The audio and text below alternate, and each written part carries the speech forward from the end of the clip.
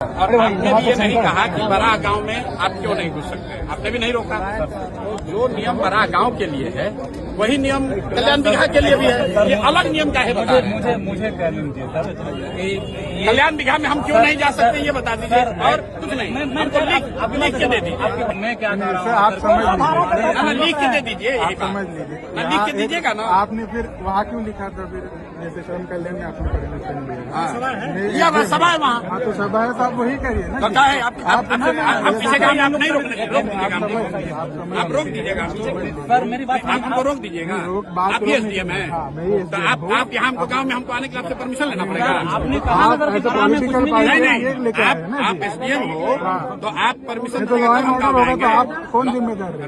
अरे आप law and order के यहाँ पुरोधा बन रहे हैं। हम पिछले गांव में गए थे, लॉ एंड ऑर्डर नहीं हुआ, तो उसका भी आपने सूचना नहीं नहीं दिया, दिया। आ ही रहे थे, आप वहाँ क्या नहीं पकड़े, वहाँ क्यों नहीं रोके? तो आपके जिला अध्यक्ष से अरे सुनिए, ये सुनिए नहीं रुकिए, बताइए अभी एसडीएम आपको ज्यादा सुनिए, मुख्यमंत्री के जिला में एसडीएम हो गए हैं तो राजनेता मत हम नहीं बन रहे, मत बनिए, बन रहे हैं। मैं सुन रहा हूँ आपके बारे में। आप इस अधिकार के तहत हमको किसी गांव में जाने के लिए रोकना है, वो लिख के दे दीजिए, लिख के दीजिए, आपका परमिशन लिख के दीजिए।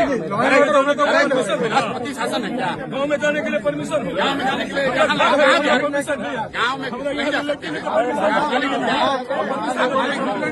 आप मालिक हो, दिखाइए कंप्लेन। अरे भाई पूछ लीजिए, नहीं दिखाइए कंप्लेन, दिखाओ कंप्लेन। बिल्कुल, मैं आपसे बहुत इज्जत से बात कर रहा हूँ, दिखाइए कंप्लेन। हम रोज पूरा बिहार में घूम रहे हैं, आपसे पूछ कर नहीं घूमेंगे। अरे आप अभी आपको इतना नहीं पावर सरकार ने संविधान में दिया, क्या आप रोक दीजिएगा? नहीं, बेकार दिमाग मत करो, आप रोक लीजिएगा, आप रोक लीजिएगा।